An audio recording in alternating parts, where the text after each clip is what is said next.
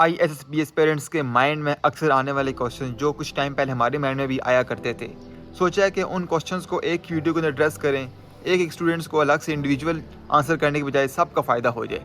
तो सब्सक्राइब नहीं किया चैनल को सब्सक्राइब कर लें, आगे शेयर भी कर लें, ताकि आप आने वाले दिनों में इसी तरह ISSB की गाइडलाइंस लेते रहें और आप भी इंशाल्लाह रिकमेंड हो जाएँ। अच्छा, पहला क्वेश्चन क्या है जी? अक्सर क्वेश्चन जो भी मैंने रिसेंटली वीडियो भी अपलोड की कि एकेडमी ज्वाइन करनी चाहिए या नहीं एकेडमी ज्वाइन करनी चाहिए।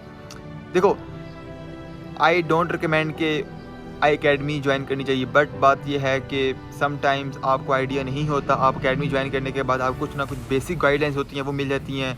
देन आप एकेडमी ज्वाइन करने के बाद जो आप फिज़िकल की प्रैक्टिस करते हो, जो ऑब्स्टेकल्स की प्रैक्टिस करते हो, वहाँ पे क्योंकि अवेलेबल होते हैं, आपको थोड़ा बहुत फेमिलियर हो जाते हो, आपको आइडिया हो जाता है। तो इट्स अप टू यू। मैंने लास्ट वीडियो एक शॉर्ट अपलोड किया, आप उसको चेक कर सकते हो।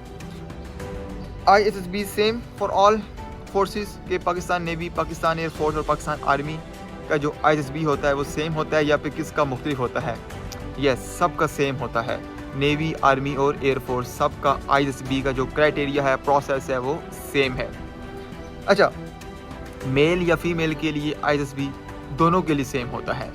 जो प्रोसेस है, जो सिलेक्शन क्राइटेरिया है, वो बिल्कुल सेम होता है, चाहे वो मेल हो चाहे वो फीमेल हो।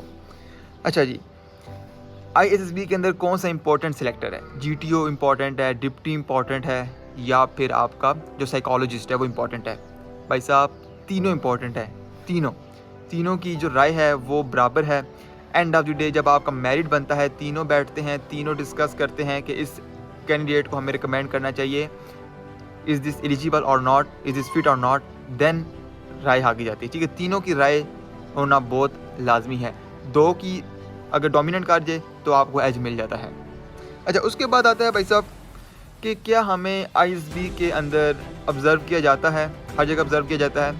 हर जगह ऑब्ज़र्व नहीं किया जाता। आपको वॉशरूमों में ऑब्ज़र्व नहीं किया जाता, आपको मेस में ऑब्ज़र्व नहीं किया जाता, इवन कि आपको स्मोकिंग का भी कहा जाता है कि आप स्मोकिंग कर सकते हो। आपको जस्ट ऑब्ज़र्व किया जाएगा ड्यूरिंग योर टास्क, जब आपका असेसमेंट हो रही होती है। उसके अलावा आप फ्री हो, आप खेलो कूदो, गेम्स करो, कुछ भी करो। ये इतनी अफवाहें फैली हुई है ना कि आपको हर जगह पे ऑब्ज़र्व किया जा रहा होता है। ठीक है, आप मतलब कि किसी से बात ना करो, ये ना करो, यार सब बकवास है। जो मुंह में आया बोल देते हो बस। पता नहीं, कोई एक दफ़ा कोई 1986 में कोई बंदा चला गया था एयरफोर्स में, आर्मी में, उसने आके ना सबको बता दिया और वही चीज़ें आगे चलती हैं। भाई थोड़ा बहुत अक्ल से काम लिया करो। अच्छा, इसके बाद क्या भाई साहब, ये जो मिलिट्री कॉलेज वाले लड़के होते हैं, इनकी क्या रेशियो होती है? देखो, मिलिट्री कॉलेज का होना, कैडेट कॉलेज का होना, ये ऊपर आपके पास टैग नहीं है कि आप रिकमेंड हो जाओगे। ठीक है, इसमें कोई बात नहीं है। अनटिल अनलेस आप फिट नहीं हो, अनटिल अनलेस आप ग्रेट नहीं हो, जब तक आप उस क्राइटेरिया में आते नहीं हो, आपकी सिलेक्शन नहीं हो सकती। चाहे मिलिट्री की हो, चाहे आप सिविल हो, जो भी हो। अगर 100 का 100 लड़का भी मिलिट्री कॉलेज का फिट नहीं है, उनके क्राइटेरिया पे पूरा नहीं आ रहा, उनको नॉट रिकमेंड कर देंगे। ठीक है, इसलिए ये सब फजूलियात चीज़ें हैं कि बस मिलिट्री कॉलेज के लड़के रिकमेंड होते हैं और बाकी नॉट रिकमेंड होते हैं, ऐसी बात नहीं है। मेरिट पे चीज़ें होती हैं, सब सिलेक्शन मेरिट पे है।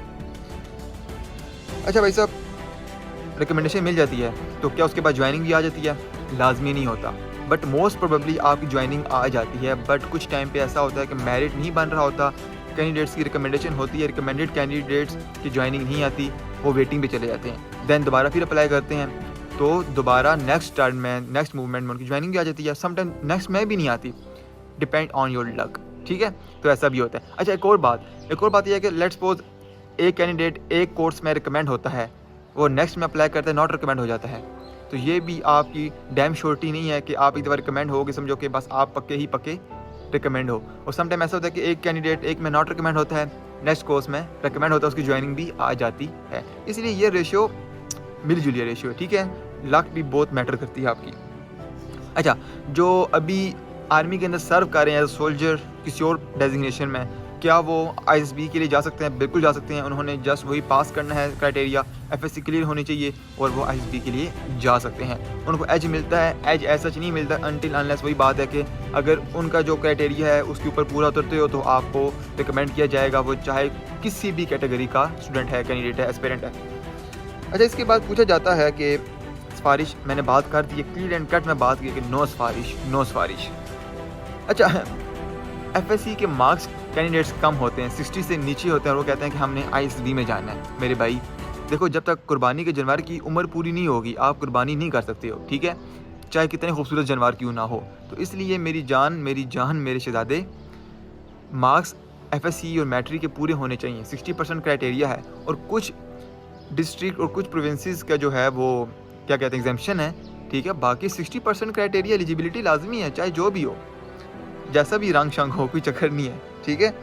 अच्छा, इसके बाद कुछ मोस्ट इम्पॉर्टेंट बता दें कि जो ISSB के लिए इम्पॉर्टेंट है। मैंने एक वीडियो अपलोड कर रखी है, leadership qualities, 14 leadership qualities most important चीज़ है भाई।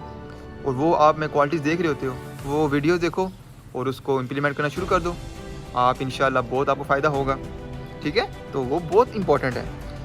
मेरा एक्सपीरियंस कैसा रहा ISSB के लिहाज से, 2 दफ़ा ISSB में गया और उसके बाद मैंने एक ही चीज़ जो सीखी या फिर मैंने जो एक्सपीरियंस की, ISSB बहुत आसान है, बहुत आसान है।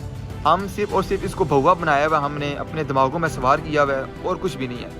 इतनी अच्छी चीज़ है, इतनी मज़े की चीज़ है। 2, 3, 4 दिन आप जाते हो वहाँ पे, बिल्कुल एक पूरा GC वाला प्रोटोकॉल आप इंजॉय कर रहे होते हो।